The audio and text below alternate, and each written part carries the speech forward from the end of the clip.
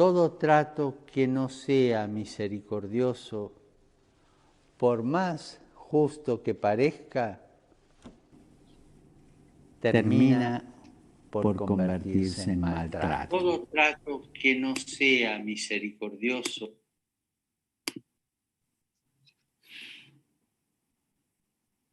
Bueno, con esas palabras de Francisco, y recordando que en el primer capítulo de Fratelli Tutti, a pesar de todos los males que menciona hoy, termina recordándonos que no debemos perder la esperanza.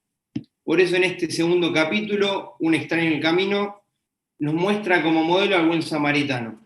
Y aquí Francisco quiere dirigirse a todas las personas de buena voluntad, más allá de sus convicciones religiosas, con esta parábola que se expresa de tal manera que cualquiera de nosotros puede dejarse interpelar por ella. Como ya dijimos, la fe es un deporte de contacto, por eso hoy quisimos presentar este capítulo con dos ejemplos de esa filosofía, a Monseñor Eduardo García, obispo de San Justo y quien supo ser obispo auxiliar del Papa Francisco en Buenos Aires, y al padre Tano Angelotti de la parroquia San José en Ciudad Evita y miembro del equipo de los curas villeros. Así que, sin perder más tiempo, gracias, Monseñor Eduardo, y te damos la palabra para escuchar tu reflexión en este capítulo 2 de Fratelli Tutti. Bueno, muchas gracias.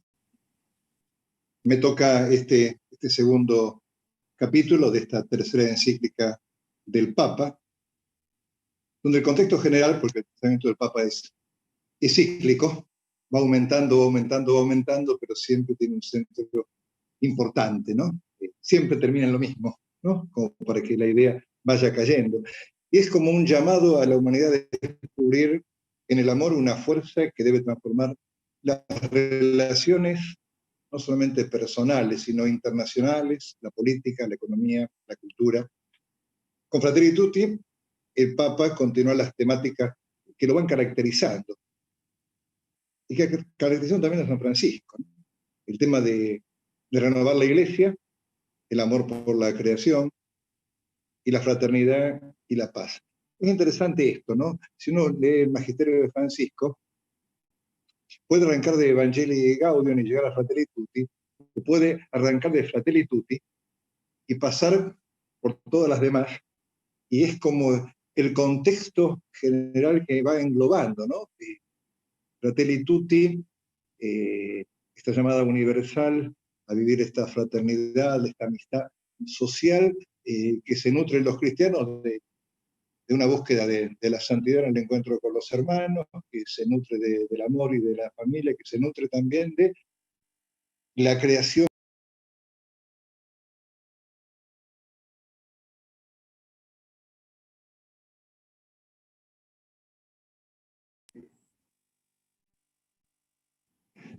Por eso, bueno, podemos empezar por una y terminar en otra, o empezar por Fratelli Tutti y terminar por Evangelii Gaudium, porque el pensamiento del Papa en esto es muy claro.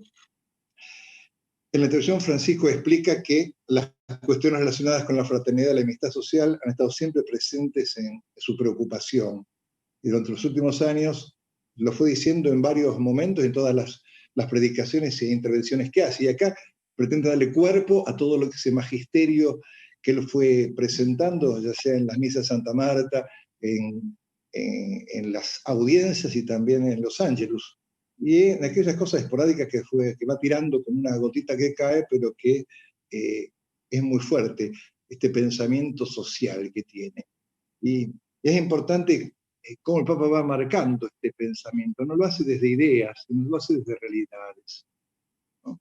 Presenta en el capítulo primero una gran realidad y las dos grandes amenazas que existen en la sociedad de hoy.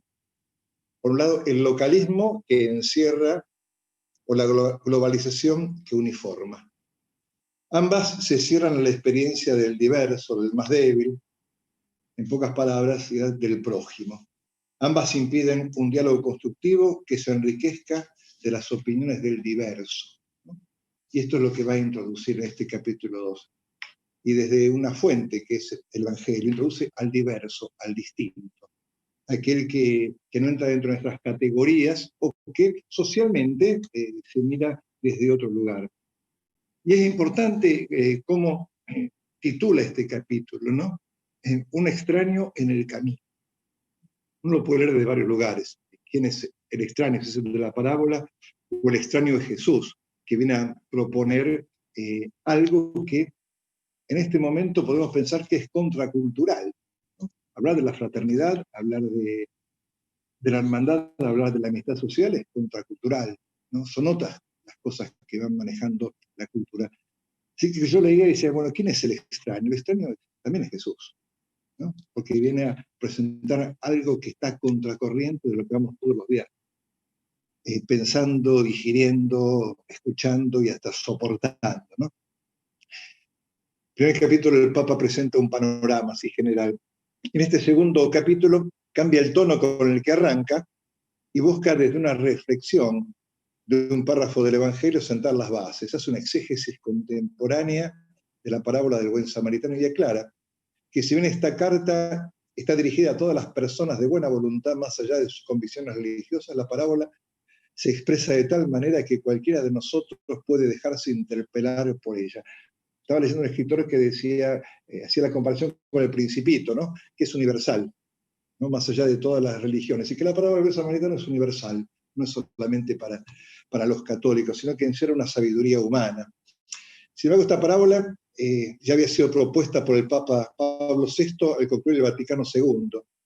En 1965, Pablo VI recordaba a los padres conciliares que toda la atención que había mostrado el concilio por escuchar al hombre, amarlo y donde fuera necesario secundarlo, estaba motivada precisamente en la espiritualidad del buen samaritano.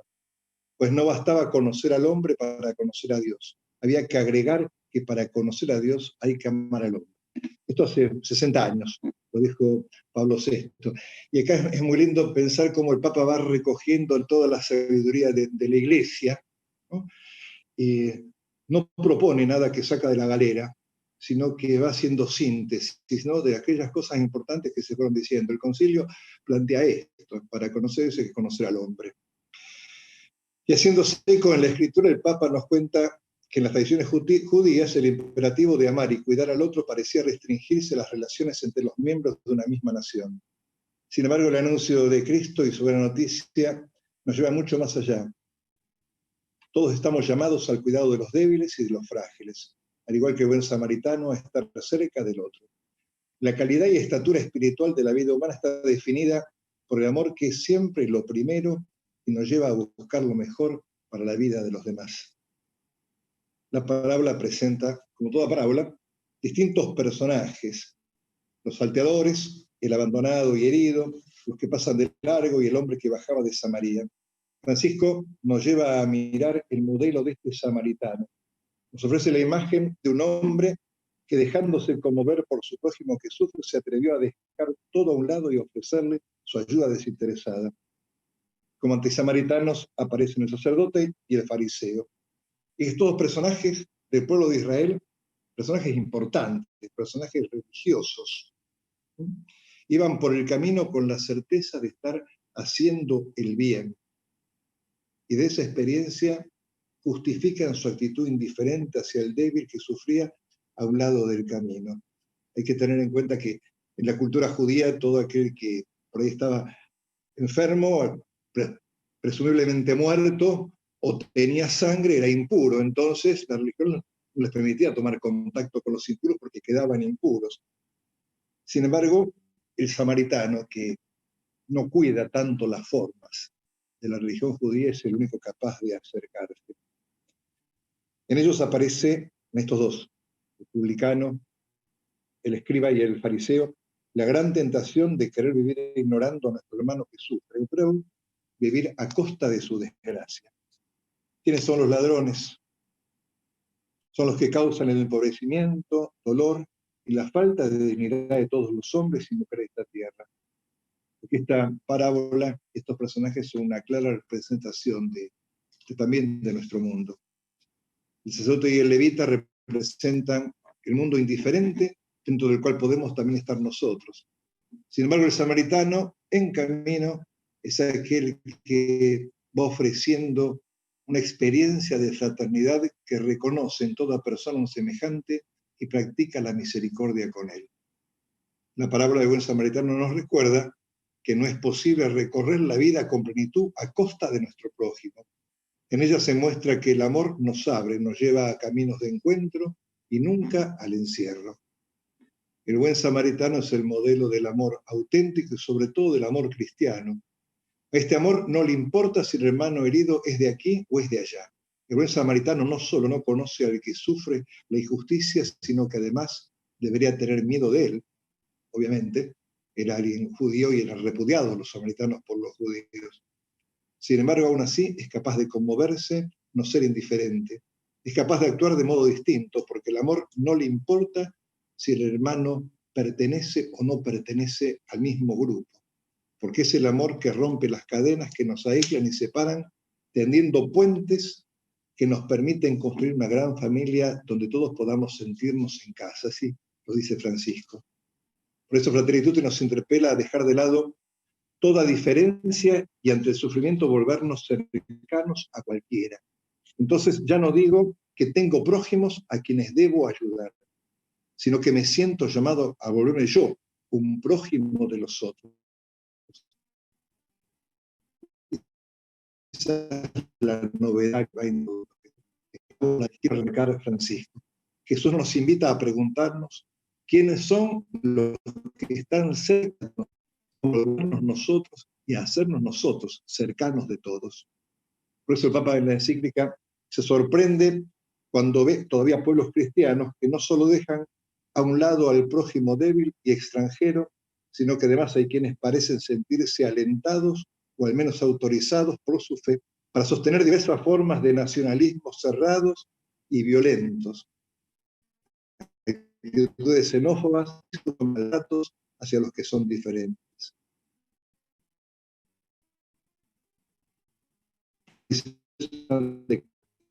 Del mundo, pero especialmente en los católicos. En él se menciona al Concilio Vaticano II, no hay nada verdaderamente humano que no encuentre eco en su corazón, en el corazón del cristiano. Claramente lo afirmó también la primera carta de San Juan: quien no ama a su hermano a quien ve, no puede amar a Dios a quien no ve. El amor del samaritano es un amor que sabe dos cosas muy importantes: de compasión, ponerse en los zapatos del otro, ¿no? Ubicarse en la vida del otro, no mirar desde afuera, y de dignidad. Aquel que sufre, sobre todo que sufre a costa de los otros, está perdiendo la dignidad, se la han quitado. El samaritano tiene esas dos cosas, ¿no? Se pone en el zapato del otro y busca devolverle la dignidad. El samaritano, que era también objeto de desprecio por los judíos, se atreve a más. La situación del herido toca su corazón y actúa en consecuencia, y utiliza sus propios recursos, usa su propia montura, usa un espacio en la posada que quizás era el que estaba destinado para él, usa su dinero, pero sobre todo pone su tiempo, se hace responsable, se hace cargo. No se limita a ayudar con recursos, encargándole a otro que ponga la plata o que lo cuide, sino que él mismo se entrega a la ayuda desinteresada. La parábola nos muestra con qué iniciativas se puede rehacer una comunidad a partir de hombres y mujeres que hacen propia la fragilidad de los demás, que no dejan que se erija una sociedad de exclusión, sino que se hacen prójimos y levantan y rehabilitan al caído para que el bien sea común. Así lo dice Francisco. Y también hace un apartado, ¿no? Dice, no podemos esperar que el Estado se encargue de todo, es muy infantil. Tenemos que hacernos responsables de los hermanos. Y es cuando dice estas innumerables iniciativas que tenemos que tomar para que el bien sea común, el bien común. El Papa señala además que cada día se nos ofrece una nueva oportunidad nueva.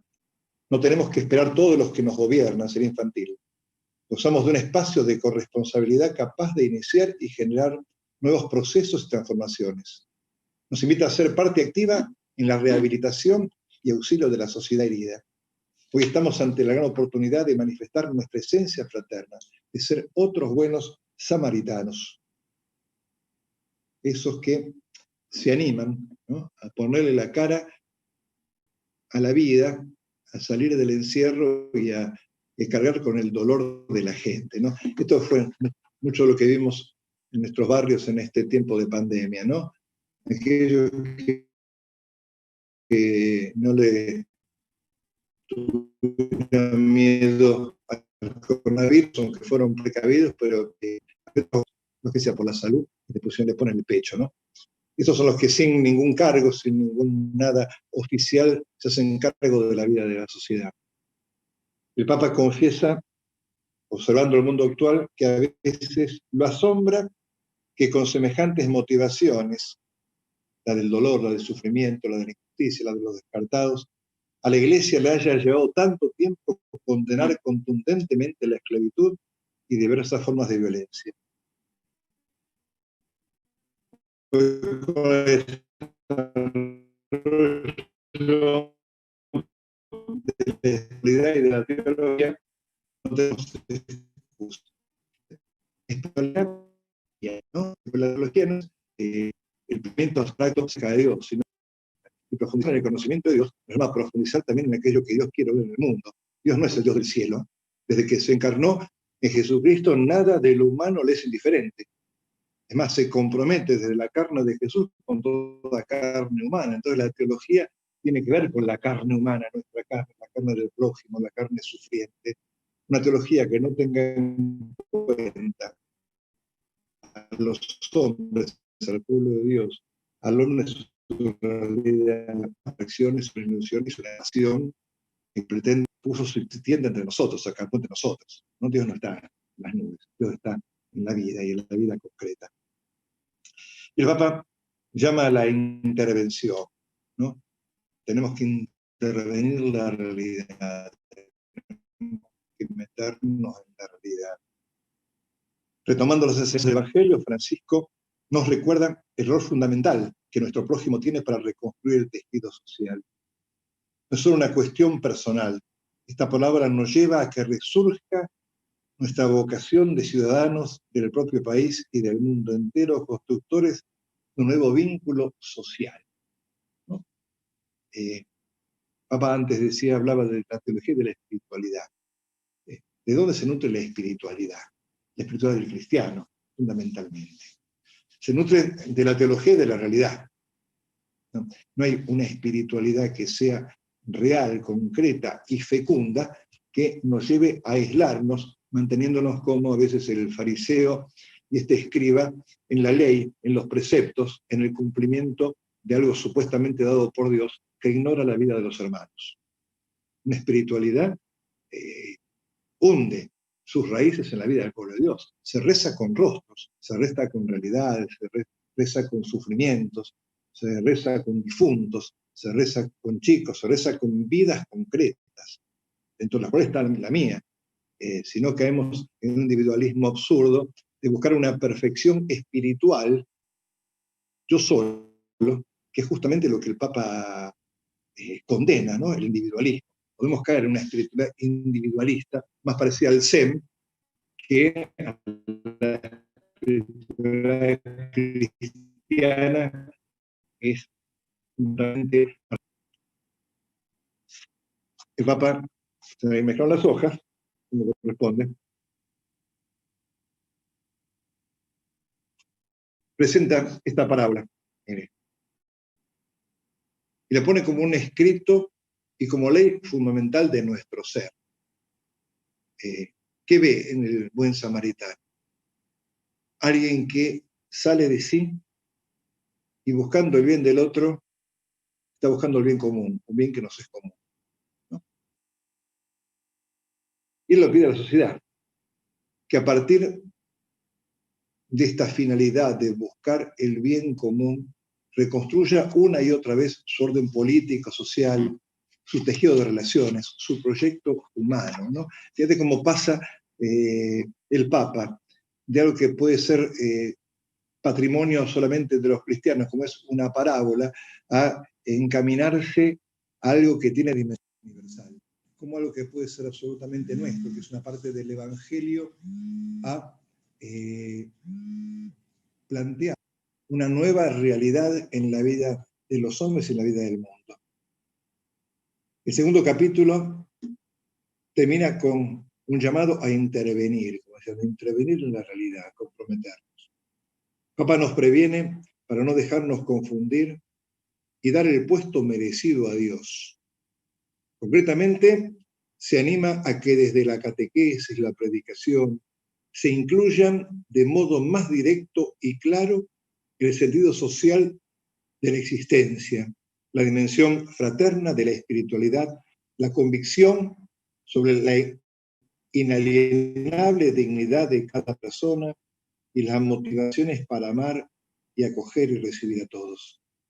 En síntesis, que como hermanos de todos y comprometidos en esta historia de cada día podamos decir, y esto no lo dice directamente el Papa, sino traté de sintetizarlo, ¿no? Podemos decir no al determinismo o fatalismo que pretende justificar la indiferencia, ¿no? El Papa plantea en un momento cierto fatalismo y las cosas son así, cierto determinismo, y bueno, ya está, no hay nada que hacer, y eso justifica la indiferencia. No una sociedad que pretende desentenderse de los demás, no al mundo que permite la exclusión, no a una sociedad en la que se esconde el dolor, la fragilidad, la imperfección, lo desigual, lo diferente, lo enfermo, lo que no encaja en modas o estilos dominantes. Habla de naciones, habla de lugares donde realmente a los enfermos se los excluye, a los chicos o a las personas con capacidades diferentes se los deja de lado y se cuesta aceptarlos e integrarlos en la vida social. No una sociedad a la que le molesta y perturba el sufrimiento ajeno. No a considerar como prójimo solo al próximo. No a los nacionalismos cerrados y violentos, a actitudes xenófobas, desprecios e incluso maltratos hacia los que son diferentes. No a la desidia social y política que no se hace cargo de la vida de los más pobres y de los más débiles. Y ante tanto dolor, ante tanta herida, la única salida es ser como el buen samaritano. Por eso el Papa nos invita a decir que sí a una sociedad de hombres y mujeres que hacen propia la fragilidad de los demás, que se hacen prójimos y levantan y rehabilitan al caído para que el bien sea común. En un tiempo donde prevalece un modelo funcionalista y privatista que conduce inexorablemente a una cultura del descarte, donde muchas veces se percibe que los derechos humanos no son iguales para todos, donde prevalece una cultura del enfrentamiento, donde reaparece la tentación de hacer una cultura de muros, la palabra todos, junto al sustantivo hermanos y hermanas, desde la perspectiva del buen samaritano, es una interpelación a nuestro modo de vida. A través de Fratelli Tutti, desde el capítulo 2, el Papa Francisco busca responder a la pregunta del maestro de la ley en la parábola del samaritano: ¿quién es mi prójimo? Con esta base, y a lo largo de toda la encíclica, el Papa invita a trabajar por construir una mística y una cultura del nosotros. Aprender a conjugar esta primera persona del singular. Un nosotros que incluya a todos, dejando de lado las polarizaciones con aquellos que llamamos los otros, ya que todos tenemos algo de herido, algo de salteador, algo de los que pasan de largo y algo del buen samaritano. Hasta acá, capítulo 2. Muchísimas gracias, Eduardo. El otro día, el sábado, Francisco, cuando dio el discurso a los jóvenes economistas en Economía de Francisco de Asís, dijo que hay que volver... ¿No se escucha? No. El sábado... ahí. Dijo que hay que volver a la mística del bien común. Así que con eso y también con lo que dijiste, que me quedo que el Papa no presenta a Fratelli Tutti desde ideas, sino desde realidades, y de realidades más débiles. Es que ahora vamos a presentar al Padre Tano, que está ahí siempre, desde la realidad concreta, contándonos un poco. A ver, Tano, ¿cómo está viendo la Fratelli Tutti y todo este tema del buen samaritano? ¿Cómo se aplican en la vida de ustedes allá? Y creo que la parábola del buen samaritano de alguna manera refleja un poco la historia de la humanidad. Cuando uno va a los principios de la humanidad y ve la historia de Caín y Abel, esa historia de una hermandad amenazada, llena de sangre inocente, de la sangre de la propia carne, del hermano que sufre, del hermano que está al lado, se acerca el Dios de la vida y hace una pregunta que resuena en toda la historia de la humanidad y especialmente desde las tripas y el dolor de los más descartados, los más olvidados, los más sufrientes, los más crucificados. La pregunta es, ¿dónde está tu hermano? Que nos llama a hacernos cargo, que nos llama a visibilizar a nuestro hermano y especialmente a aquel que sacamos la vida o que le sacamos la vida. Si vamos al fin de la historia también, en Mateo 25, Dios nos vuelve al mismo centro y nos dice, tuve hambre, me diste de comer, tuve sed, me diste de beber, estaba de paso, me alojaste, desnudo, me vestiste, enfermo, preso y me viniste a ver. Cada vez que lo hiciste con el más pequeño de mis hermanos, conmigo lo hiciste. En esta parábola del buen samaritano se da también esta sorpresa, ¿no? El samaritano no pensaba encontrarse con un judío roto al costado del camino. No sabía tampoco qué iba a hacer. No sabía siquiera dónde estaba la solución. Lo que sabía y la certeza que tenía es que era su hermano. La pregunta de Caín y Abel, ¿dónde está tu hermano? Era su hermano, que se quería hacer cargo. Por eso, frente a estas preguntas, la sorpresa de Dios, cuando te vi hambriento y no te di de comer, ¿dónde está tu hermano? Miran y siguen de largo frente a la sorpresa de Dios. El dolor es la bendición y la presencia de Dios, ¿no? El dolor y la presencia de Dios. A lo largo de la humanidad, la piedra de toque que divide dos modos claros de vivir es el dolor y la carne concreta de nuestro hermano, de nuestra hermana que sufre. Y divide al mundo en indiferentes que miran y siguen de largo, que se acostumbran y que vuelven su corazón de piedra, en grandes hombres y mujeres que se esconden detrás de nominalismos declaracionistas que no terminan por resolver absolutamente nada, en grandes pensadores que diagnostican, proyectan, piensan, sacan ideas, pero como dice el Papa, ni las ideas, ni los proyectos, ni los diagnósticos se aman las personas, se aman en tanto en cuanto se encarnan. El buen samaritano nos invita a la compasión, y la compasión, dice Francisco, no es una idea, la compasión no es lástima, la compasión no es un sentimiento, la compasión no es incluso una ideología, la compasión es un modo de tocar a aquel que la está pasando mal. La realidad supera la idea en la compasión. El amor es concreto y se vuelve una realidad efectiva. Nosotros estamos en un encuentro de jóvenes que están entrando en la política. Nosotros leíamos en la parábola del buen samaritano a funcionarios de la fe, sacerdote y levita que mira y sigue de largo, y un hombre de vocación humana y hermana, samaritano, que se conmueve. El desafío, me parece que en la política está en pasar de ser funcionarios y buscar la vocación. Salir de la función y buscar la fundación, que es la vocación por la cual nos metimos en la política, cuáles son las raíces, cuáles son las motivaciones por las cuales echamos a caminar en la política. Seguramente para transformar a fondo la realidad. Seguramente para trabajar y luchar por la justicia social. Seguramente nos metimos en la política por la felicidad de nuestro pueblo. Nos metimos en la política porque creemos que es una de las formas más altas y más grandes de amar. Y en la brújula de ese camino, el dolor del pueblo es la piedra de toque. La tentación es saber que en el último tiempo la economía se está comiendo la política, la billetera de alguna manera se está comiendo la política y compra ideales, valores, raíces, vocaciones.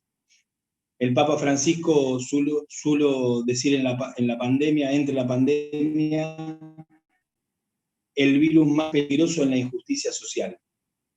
Nosotros creemos que frente a la tierra, el techo y trabajo como dones sagrados de nuestro pueblo, tenemos que llegar a consensos en donde la unidad supere el conflicto, en donde haya un pacto social en donde no se pegue debajo del cinturón y en donde se pueda dar esta transformación de fondo que nos invita en esta crisis. La crisis la podemos ver como una amenaza o como una oportunidad para transformar, para crecer y para hacer las transformaciones estructurales de fondo que tenemos que dar.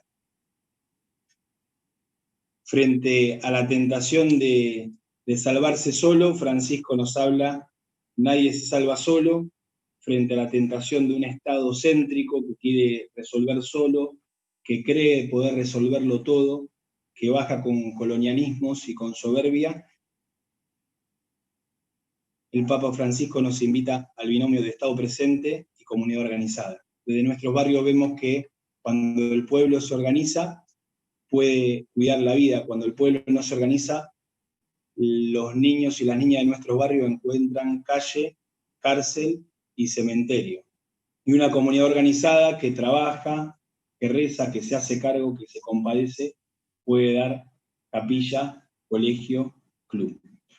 La piedra de toque por ahí para hacer un examen de conciencia, me parece, de todo político es, después de mi función, ¿qué quedó? ¿Qué dejé? Concreto. ¿Cuántas escuelas más? ¿Cuántos hospitales más? ¿Cuánto asfalto más? ¿Cuánta justicia social más? Quiero compartir un texto del Papa Francisco a los movimientos sociales en Bolivia, que le habla a todo aquel joven que se quiere meter en la política no por función, no porque quiera poder, plata, fama, sino porque tiene vocación de servir y vocación de amar en grande. Dice, es justo aclarar que quienes han optado por una vida de servicio tienen una obligación adicional que se suma a la honestidad con la que cualquier persona debe actuar en la vida. La vara es más alta. Hay que vivir la vocación de servir con un fuerte sentido de austeridad y humildad. Esto vale para los políticos, pero también vale para los dirigentes sociales y para nosotros, los pastores. A cualquier persona que tenga demasiado apego por las cosas materiales o por el espejo. A quien le gusta el dinero, los banquetes, las mansiones, los trajes refinados, los autos de lujo, le aconsejaría que se fije qué está pasando en su corazón y rece para que Dios lo libere de estas ataduras.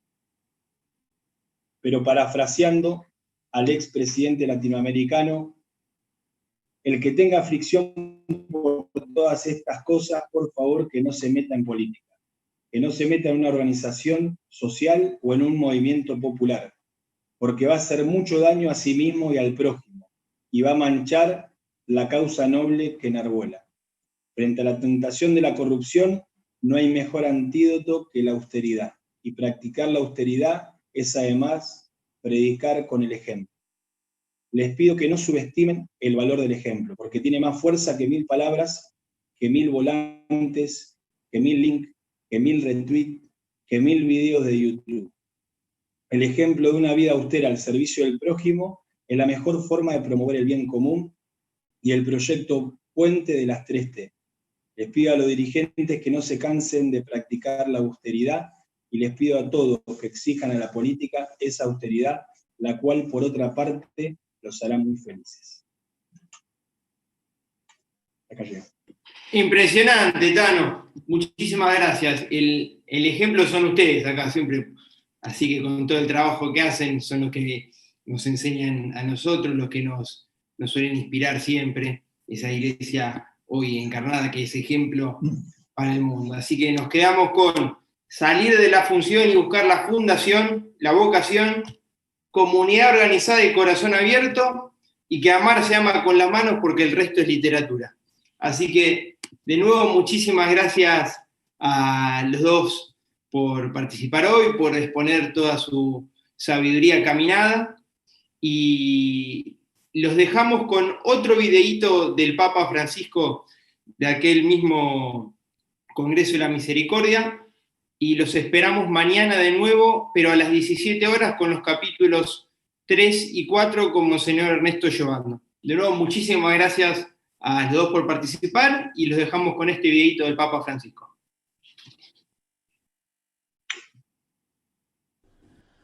Todo trato que no sea misericordioso, por más justo que parezca, termina por convertirse en maltrato. El ingenio estará en potenciar los caminos de la esperanza, los que privilegian el buen trato y hacen brillar la misericordia.